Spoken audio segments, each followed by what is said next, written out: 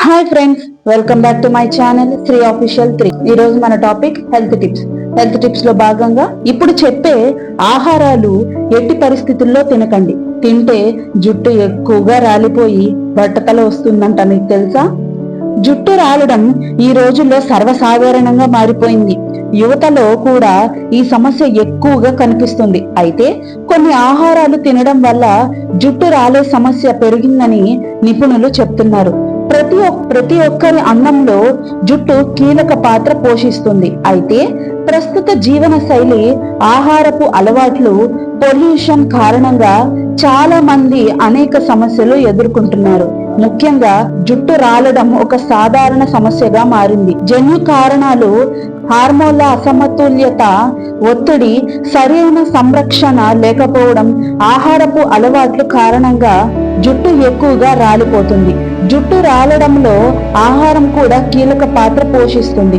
కొన్ని ఆహారాలు అధికంగా తీసుకోవడం వల్ల జుట్టు మూలాలు బలహీనపడతాయి, బట్టతల వచ్చే ప్రమాదం పెరుగుతుంది. జుట్టు రాలుతూ బట్టతలకు కారణమయ్యే ఆ ఫుడ్స్ ఏంటో ఇప్పుడు తెలుసుకుందాం. షుగర్ ఎక్కువగా తీసుకోవడం వల్ల రక్తంలో చక్కెర స్థాయిలు పెరుగుతాయి.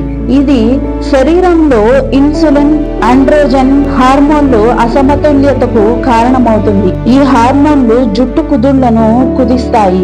దీంతో జుట్టు రాలడం ఎక్కువ అవుతుంది. అంతేకాకుండా జుట్టు పెరుగుదల కూడా ఆగిపోతుంది. అధికంగా చక్కెర తీసుకోవడం వల్ల జుట్టు పెరుగుదలకు అవసరమైన పోషకాలు కుదుళ్లకు చేరవు. దీంతో జుట్టు సన్నబడి రాలిపోతుంది. అందుకే చక్కెర ఎక్కువగా ఉండే స్వీట్స్, షుగరీ డ్రింక్స్ కి దూరంగా ఉండండి. ప్రాసెస్ చేసిన ఫుడ్స్ ఎక్కువగా తినడం వల్ల జుట్టు రాలడం పెరుగుతుంది. ముఖ్యంగా white bread, pasta, cakes, biscuits వంటి శుద్ధి చేసిన కార్బోహైడ్రేట్లు శరీరంలోనికి వెళ్ళినప్పుడు త్వరగా చక్కెరగా మారిపోతాయి. ఇవి రక్తంలో చక్కెర స్థాయిలను వేగంగా పెంచి ఇన్సులిన్ స్పైక్స్ కు దారి తీస్తాయి. ఇది కూడా హార్మోన్ల అసమతుల్యతకు, ముఖ్యంగా ఆండ్రోజన్ స్థాయిల పెరుగుదలకు కారణమై జుట్టు రాలడాన్ని ప్రేరేపిస్తుంది. అందుకే ఇలాంటి ఆహారాలకు దూరంగా ఉండాలని నిపుణులు సూచిస్తున్నారు. వేయించిన ఫుడ్స్, ప్రాసెస్ చేసిన స్నాక్స్ లో అనారోగ్యకరమైన కొవ్వులు, నూనెలు అధికంగా ఉంటాయి. ఇవి తల చర్మంపై సెబం అంటే జిడ్డు ఉత్పత్తిని పెరిగేలా చేస్తాయి. దీంతో వెంట్రుకల కుదుళ్లు క్లోజ్ అవుతాయి.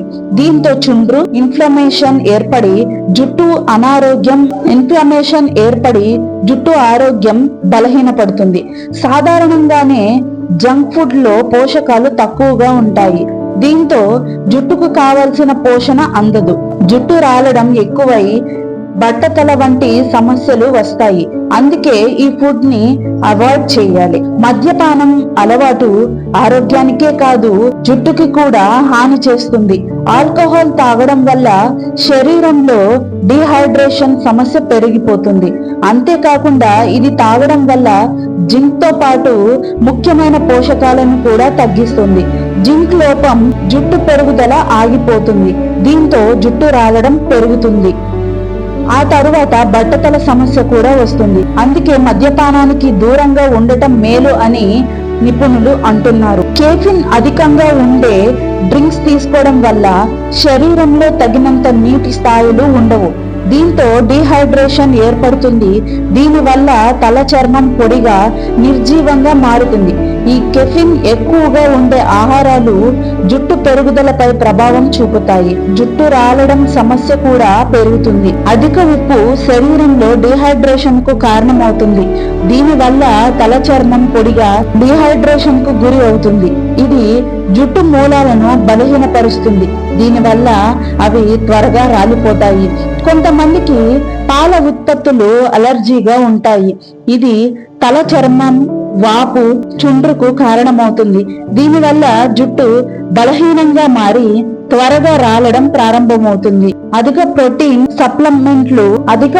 సప్లిమెంట్లు శరీరంలో ఆమ్ల ప్రభావితాన్ని కలిగిస్తాయి. ఇది కాలుష్యం లోపానికి దారి తీస్తుంది. ఇది జుట్టు బలాన్ని తగ్గిస్తుంది. అంతేకాకుండా జుట్టు రాలడాన్ని పెంచుతుంది. ట్యూనా, షార్క్, స్వర్డ్ ఫిష్ వంటి కొన్ని పెద్ద సముద్రపు చేపల్లో పాదరసం ఎక్కువగా ఉండవచ్చు. వీటిని తినడం వల్ల జుట్టు రాలడం, బట్టతల సమస్యలు రావచ్చని కొన్ని అధ్యయనాలు సూచిస్తున్నాయి. ప్రోటీన్లు గుడ్లు, పప్పులు, చికెన్. విటమిన్లు పండ్లు, కూరగాయలు. ఖనిజాలు ఆకుకూరలు, గింజలు. ఆరోగ్యకరమైన కొవ్వులు అవకాడో, నట్స్, ఆలివ్ ఆయిల్. తగినంత నీరు త్రాగడం వల్ల జుట్టు హైడ్రేటెడ్ గా ఉంటుంది. అధ్యయనాలు సూచిస్తున్నాయి. తీసుకోవలసిన ఫుడ్స్ జాగ్రత్తలు. ప్రోటీన్లు గుడ్లు, పప్పులు, చికెన్. విటమిన్లు పండ్లు, కూరగాయలు. ఖనిజాలు ఆకుకూరలు, గింజలు.